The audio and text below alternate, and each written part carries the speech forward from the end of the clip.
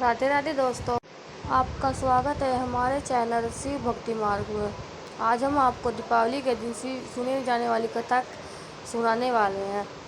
आज दिवाली का दिन है। इस दिन माता लक्ष्मी और भगवान गणेश की पूजा की जाती है। इस दिन अपने घर में दीपों से रोशन करें। माता लक्ष्मी के पसंद की वस्तुएं और मिठाई अवश्य लगाएं। माता लक्ष्मी को सफ़ेद मिठाई प्रिय है और कमल का फूल अति प्रिय है, तो ये जरूर लाएं। माता लक्ष्मी के साथ गणेश जी को भी लड्डू का भोग लगाएं। आइए सुनते हैं दीपावली पर सुनी जाने वाली माता लक्ष्मी की यह कथा। दीपावली के संदर्भ में माता लक्ष्मी की यह कथा प्रचलित है। एक बार कार्तिक मास की अमावस्या तिथि को माता लक्ष्मी विचरण कर रही थी। तभी वह रास्ता भूल गई। हर ओर घोर अंधेरा था। पृथ्वीलोक पर हर कोई सो रहा था। घर के दरवाजे बंद थे। माता लक्ष्मी भ्रमण करते एक वृद्ध महिला के घर पहुंची, जो चरखा चला रही थी। उसने माता लक्ष्मी को विश्राम करने के लिए बिस्तर आदि की व्यवस्था की, जहाँ पर माता लक्ष्मी ने विश्राम किया। इस दौरान वह वृद्धा अपने काम में व्यस्त रही। काम करते करते वह सो गई। जब उसकी आँख खुली तो उसकी कुटिया की जगह महल बन गया था। उसके घर में धन धान्य के अतिरिक्त सभी चीज़ें मौजूद थी। किसी चीज़ की कोई कमी नहीं थी। माता लक्ष्मी वहाँ से कब चली गई, वृद्ध महिला को पता ही नहीं चला था। माता लक्ष्मी उस महिला की सेवा को देखकर बहुत प्रसन्न हुई थी, इसलिए उसने इस पर कृपा की थी। उसके बाद हर वर्ष कार्तिक अमावस्या की रात्रि को प्रकाश करने की परंपरा शुरू हो गई। इस दिन माता लक्ष्मी के आगमन के लिए लोग अपने घर के द्वार खोलकर रखने लगे और दरवाजे पर दीप लगाने लगे। इस दिन इस दिन के बाद दीपावली मनाई जाने लगी। यह भी एक कथा है। धनतेरस के दिन माता लक्ष्मी की कथा।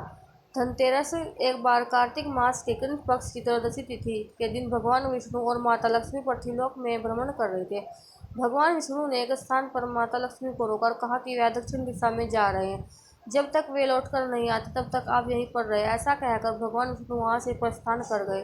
कुछ देर के बाद माता लक्ष्मी के मन में जिज्ञासा हुई कि श्री हरि विष्णु दक्षिण में क्यों गए हैं। माता लक्ष्मी वहां से इस दिशा में चल दी जिस ओर भगवान विष्णु गए थे। रास्ते में एक खेत में सरसों के पीले फूल देखकर वह अति प्रसन्न हुई।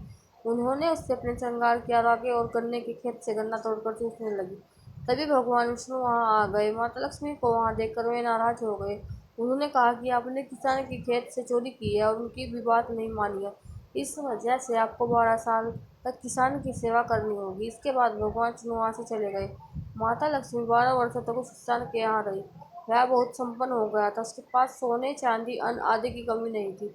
12 वर्षों के बाद भगवान विष्णु माता लक्ष्मी को लेने आए तो किसान ने उनको भेजने से मना कर दिया। तब भगवान विष्णु ने कहा कि उनकी श्राप के कारण माता लक्ष्मी 12 साल तक तुम्हारी सेवा की है, अब ये यहाँ नहीं रह सकती है। लेकिन किसान फिर भी नहीं माना।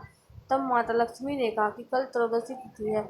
इस दिन पूरे घर की साफ सफाई करना, रात्रि के समय कलश में रुपये पैसे रखकर विधि विधान से मेरी पूजा करना।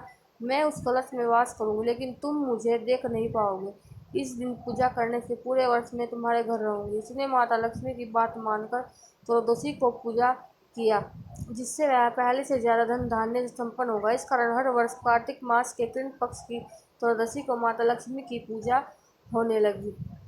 इस पूजा को करने से और ये कथा सुनने से लक्ष्मी माता अति प्रसन्न होती है।